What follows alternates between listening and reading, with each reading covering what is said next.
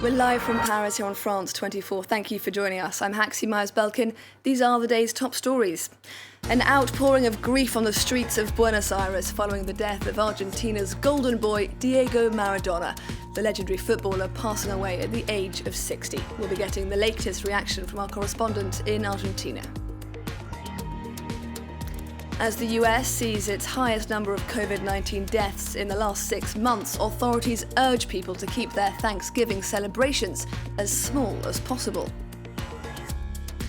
And Ethiopia's Prime Minister says that international efforts to halt weeks of deadly fighting in the Tigray region are unwelcome. That as a government-issued deadline for a surrender comes and goes. It's good to have you with us. Also coming up this hour, a gift for locked-down fine art sleuths as Samsung hosts an online exhibition of 12 of the world's most valuable lost or stolen works of art.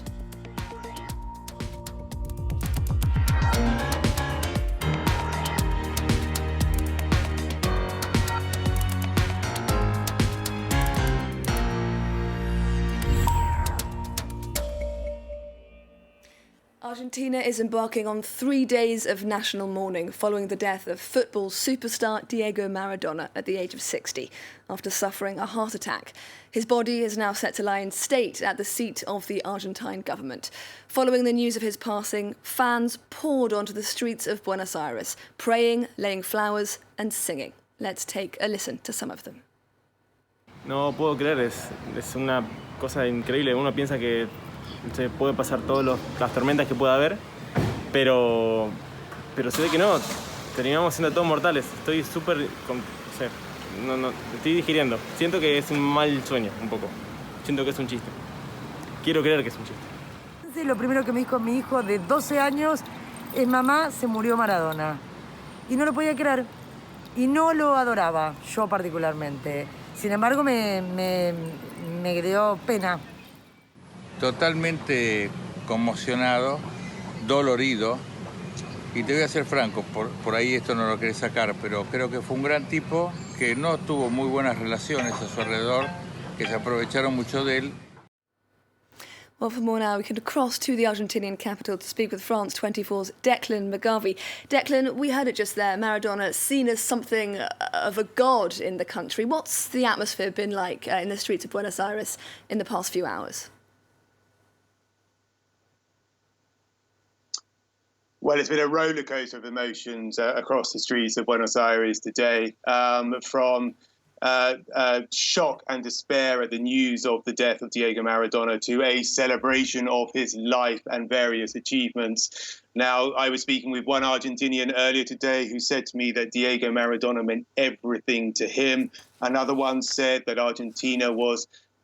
Diego Maradona was not only the greatest football player ever, he was also the most humble, who played for the joy of the game rather than for money.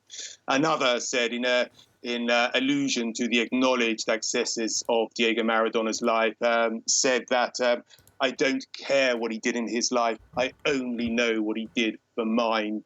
Now, at the same time as we speak right now, Diego Maradona's body has arrived at the presidential palace in Buenos Aires, where it's going to lay in state. And there are increasingly extraordinary scenes outside the palace in the national square that faces it, where thousands of Argentinians are now gathering in that space in what is an increasingly football stadium-like atmosphere, with flares and fireworks being fired up into the air, banners and flags being flown, and chants and songs being sung in homage to Diego Maradona, Argentina's greatest son and arguably the greatest ever footballer. And befitting a national hero, the country has announced 3 days of mourning after his death.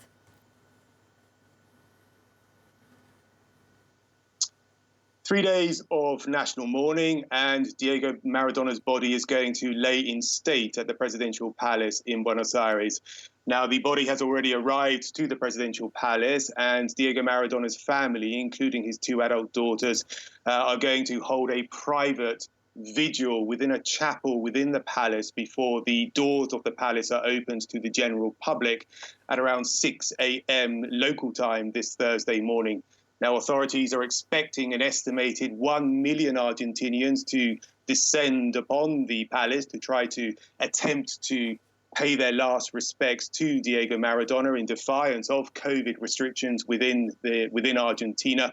As Argentina pays homage to Diego Maradona and both cries over the death of its greatest son, but also celebrates the life of Diego Maradona at the same time. Declan McGarvey in Buenos Aires, thank you very much. Now, as tributes continue to pour in from around the world of football, fellow megastar and one-time rival Pelé says he's lost a dear friend and that the world has lost a legend. World leaders, too, have been offering their sympathies. Joemil Jamin has the latest reactions to the passing of the man known as Argentina's golden boy. Loved and cherished throughout the world, the legacy of Diego Maradona extended beyond just the football pitch. While fans flocked to spontaneous vigils across Naples and Buenos Aires, figureheads past and present waded in to remember the late Argentine phenomenon. Se ha marchado el gigante, el grande, el pelusa, el pibe de oro de América, el pibe de los pueblos. The mercurial number 10 was revered throughout South America during the 1980s, his departure having a profound effect on many of the continent's current leaders. Argentina's president, Alberto Fernandez, posted a tribute saying, "You took us to the highest levels of the world. We will miss you for all of our lives." Bolivia's former president, Evo Morales, praised Maradona as a person who felt and fought for the less fortunate, calling him the best soccer player in the world. While the office of avid football fan and fellow Argentine, Pope Francis, also offered prayers and sentiment, remembering the times the two had shared. Despite leading a life often filled with controversy, for the biggest names in the game, now was a moment only to remember the genius of a player regarded as one of the best ever to do it. No matter what you have done with your life, Diego, it matters what you have done for our lives. There was Diego, which was an unbelievable football player, and there was Maradona, who struggled slightly with all the things around. But I will miss Diego and Maradona, so because he is just he was just what a footballer he was, unbelievable. And for those accompanying Maradona in the pantheon of footballing legends, it was his unbridled passion for life, which will now leave an everlasting mark. Lionel Messi describing him as eternal, Cristiano Ronaldo hailing him as an incomparable magician, and Pelé remarking, "One day, I hope we can play football together in the sky." As the US gears up for Thanksgiving this Thursday, the country's also grappling with its highest number of daily COVID-19 deaths for the past 6 months. Over 2,400 people died from the virus over the past 24 hours. The number of new infections also rose by almost 200,000. Health authorities are urging people to rethink plans for the holiday period and to avoid large family gatherings. That as President-elect Joe Biden used the holiday to offer a message of unity. Here he is. We fought a nearly year-long battle with a virus that has devastated this nation. It's brought us pain and loss and frustration. And it's cost so many lives. 260,000 Americans and counting. It's divided us, angered us, set us against one another. I know the country has grown weary of the fight. But we need to remember, we're at war with a virus, not with one another, not with each other. Our Washington correspondent Ketavan Gordestani sent us this. The mother of all superspreader events. That's what many public health experts are worried Thanksgiving could turn out to be, pleading with Americans not to travel and to avoid large gatherings. And that's because holidays have proven to facilitate the spread of COVID-19, with the U.S. Recording big surges after Memorial Day, after the 4th of July, and after Labor Day. And this time around, the virus is actually more widespread in the country than than it has ever been. Cases are rising in all but one state. The same goes for hospitalizations, and daily deaths are up by more than 30% over the past week. To try to contain this latest surge, many states and cities have decided to tighten their restrictions, implementing new curfews, new limits on gatherings. 7 Midwestern governors, including 2 Republicans, have even decided to put out a bipartisan message asking their residents to, quote, make short-term sacrifices for our long-term health. But despite the warnings, despite the pleas, many Americans are refusing to change their holiday plans. Nearly 5 million people have already gone through U.S. airports, and millions more are expected to travel by air, by rail, or by road this Thanksgiving weekend. Now in Germany, new restrictions on social gatherings are set to come into force in December, although they will be eased temporarily from the 23rd of the month.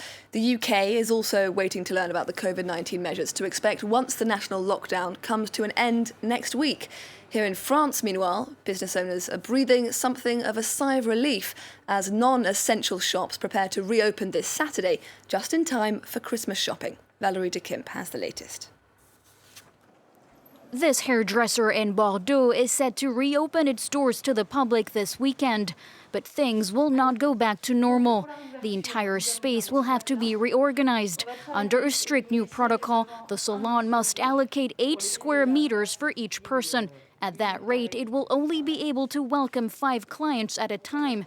The owner, whose earnings fell by 30% in 2020, has reacted with mixed feelings. I'm very happy we're reopening, truly happy to welcome back our clients. But I'm also angry because they forced us to close. They shut us down, but we followed the rules. I don't understand why they did that to us. In this toy store, people will not be allowed to roam freely. The shop has put in place pathways to create a safe flow of movement for its clients, limited to a maximum of 120 people compared to the usual 300. Christmas shopping making up 60% of annual profits. In the coming weeks, every hour will be precious. Our objective is to spread out the number of people throughout the day. To achieve that, we will extend our opening hours. We'll welcome clients on Sundays. We'll also try to open at 9 in the morning instead of 10 and remain open late in the evening if necessary. Smaller shops like this one don't have a choice but to limit the number of customers to 2 people per half hour. Booking in advance will be required. But for many, the highly anticipated reopenings come a little too late. Here in Bordeaux, at least 30% of shops will never recover from the crisis and could remain closed indefinitely. Kylie Moore-Gilbert, a British-Australian academic imprisoned in Iran for more than 2 years, has been released in a prisoner swap. The 33-year-old thanked Australian efforts for securing her release, as well as those supporters who've campaigned for her freedom. Australia offering little information on the Iranians involved in the swap, except to say their release would not endanger the lives of Australian citizens. She was facing another 8 years in an Iranian prison, wrongfully imprisoned there, wrongfully convicted. And it is incredibly essential that we did the work that was done to secure her release and see her coming home. She seems to be, in our own conversations, in quite good spirits, but I imagine there's a lot of processing of this to go through yet, and as she returns home to Australia and adjusts to life here again. So finally, to you, Kylie, you're amazing. As a 3-day surrender ultimatum comes to an end in Ethiopia's northern Tigray region, the country's prime minister has once again rejected regional efforts to halt weeks of deadly fighting.